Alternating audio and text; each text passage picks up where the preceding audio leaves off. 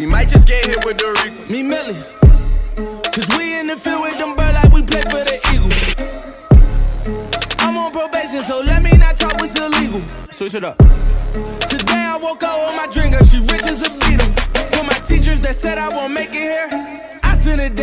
What's going on, guys? Your boy Joey Shake 72 coming to you guys with a video right now. Well, it's been a few days. Sorry for not making any videos. Just been relaxing and working like crazy. So, what I'm bringing on a video to you right now, I'm going to bring up the notable cuts, the guys that will not make the 53-man roster, in my opinion. So, if you guys agree, you agree. If you don't, then you don't. This is just what I think. So let's get on to the first selection of a notable cut that we'll probably have. That is going to be, which I thought would have promise, Shelton Gibson, the wide receiver from West Virginia. Now, Shelton Gibson last year didn't really have much of a good year. Didn't start, didn't even get to the roster, didn't make anything, was on the practice squad, didn't really do too much. But he was doing individual drills last year at camp. He was running horrible routes. He was not catching balls. He was just doing absolutely horrible. I mean, he was a deep threat. He was a very good deep threat. The Eagles were looking at him since, what, two years ago? They were looking at him for a while, and finally they got him in the draft, and then, you know, didn't really pan out with him. So with Matt Collins literally being the guy that's going to be next in line to be the future wide receiver now, Mike Wallace, Alshon Jeffrey, you know, Nelson Aguilar. I mean, there's just so many spots taken up right now. I just don't see him making it. I think see him maybe still being on the practice squad, but that's about it. Maybe. Or he might just get cut, just totally cut. So Shelton Gibson, I really hope that, you know, he does something. Because, honestly, there's another guy out there that's really turning it up at OTAs and practice is Greg Ward. And Greg Ward has went from a quarterback to a slot receiver. Now he's an outside receiver you know, in the practice squad position, but he does a lot of work. He puts in a lot of work for these corners. He has great speed. Greg Ward's probably another guy that doesn't have much, you know, has really much. He's been on the practice squad. He's been working hard, but he's burned a lot of people. He's burned guys on our team, and done a good job. So Shelton Gibson, I just don't see it. I mean, I thought I had a little bit of hope for him before this year came, but I said, you know what? Probably not. He'll probably get cut. You know, they got Nelson Aguilar's fifth-year option now. They got Matt Collins is pretty much set.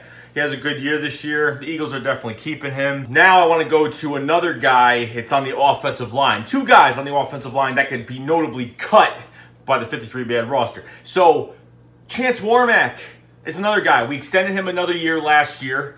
So he's got one more year, which is this year. But I don't think the Eagles are going to take it. The Eagles are they drafted Chance Warmack. Oh, not drafted. They got Chance Warmack in free agency.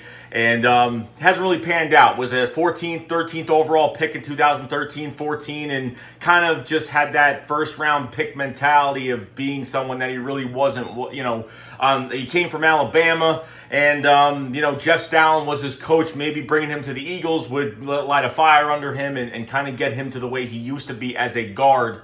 But unfortunately, every time he's played has been very sloppy blocking, sloppy out to block people. Hasn't really hasn't been doing well at all. It's been pushed back, it's been beaten too much.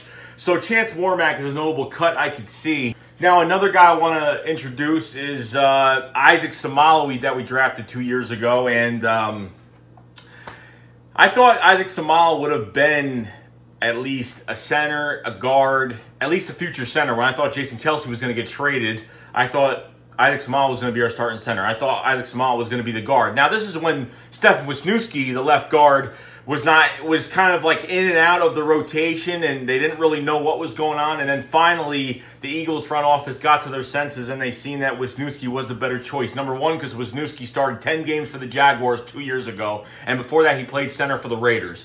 So he's got a lot of starting experience. As you can see right now, he's playing with a very good offensive line, so he is doing very well, and he has made some incredible blocks, especially in the fucking playoffs, especially in that Falcon game. So he has made he has made a big stride. Now, Chance Warmack has not lived up to his first-round potential, and I just don't see room for him. Now you got Matt Pryor that we drafted from TCU coming in this lineup now. Got a lot of depth. So now, what's with Isaac Seumalo, with Chance Warmack, I think both of them are kind of going to be out And unfortunately, it sucks because we drafted, you know, Isaac Smallwood was drafted, what, fourth round, something like that. So it kind of sucks. I hate when draft picks don't at least have I mean, not to start, but at least, like, show up or at least kind of flash or something. And Isaac Smallwood really hasn't flashed that much. So, Chance Warmack, Isaac Smallwood, going to be cut this year, probably. Another guy I want to go over is Wendell Smallwood, running back. And, hey, I'll give it to Wendell Smallwood. He will get a job somewhere else. He will definitely have a job somewhere else. And on an NFL roster, I highly think he will have a job, definitely. But unfortunately, with Corey Clement here, Darren Sproles here, Josh Adams, the bruiser matchup. The bruiser matchup for between Matt Jones and the rookie running back undrafted from Notre Dame. Now you're going to have like 4 running backs this year. Wendell Smallwood is more out of the mix, especially when Clement showed up this year undrafted. And now, hey, I don't think Wendell Smallwood really has a chance to really do anything, go anywhere. You know, I just don't see anything really happening with him. Another guy I want to go over that could probably be cut is Jordan Mailata, that big rugby player that we were so excited to see his highlight tape. Now, I know everyone's going to get at me and say, oh, he's 6'8", 335 pounds, blah, blah, blah. He's a big dude. Like, all he has to do is just learn how to play. Look, the only thing about him is that he does not know how to play football. He has no idea. Like, he literally is just, I mean, when I saw the videos of Coach Staley, literally just going at him about his technique and doing everything wrong. I mean, he's got a long road ahead of him to at least be a starter. Trust me, if he was already playing football, I think another team would have already brought him in. You know, he probably would have been on I don't know what would have happened. But at least him not knowing football, that's why he doesn't really, he just has the good athletic ability. He can knock people down. He can run downfield. His endurance is absolutely amazing. He's got the stamina. You know what I mean? So Jordan Mailata, I'm excited for him, but I just don't think he's going to make it, unfortunately, guys. I really want him to stay. You know, Jason Peters is going to be on the way out soon. After this year, Jason Peters is probably gone. Big V is probably stepping in. But, you know, even this year, Big V is going to be the backup tackle, the backup swing tackle. But, you know, even though Big V plays better on the left side and he did the right, I don't know if he's going to play better on the right. With that, I just don't see him making the roster. If he doesn't make any push to at least, I want to see him on the field first. That's why I can't wait till preseason, at least see these guys on the field. See what they're doing, the physicality of some of these guys, see what they could do.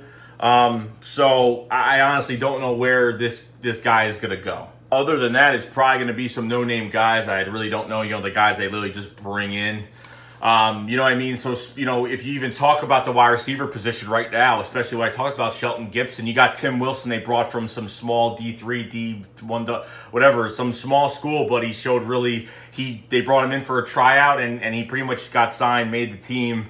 But to last through camp and all that, I have no idea. There's just too many wide receivers, so when I go back to that, just saying Shelton Gibson kind of has no chance. If Greg Ward is better than Shelton Gibson, if Tim Wilson is better than Shelton Gibson, then I think Shelton Gibson is going to be probably gone and going to be off this team. Other than any of the no-name guys, like I said, the offensive line is very important. You know, drafting Matt Pryor, like I said before, guy could play guard, guy could play tackle. Joe Douglas loved his athleticism, and he's just, for a big guy, he's very shifty, he's very fast, he moves quick, he's very quick on his feet.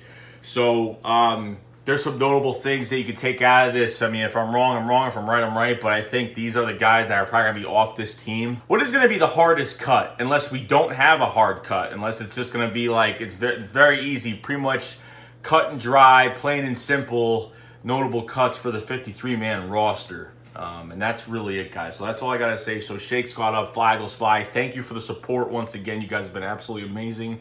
Peace out. Peace.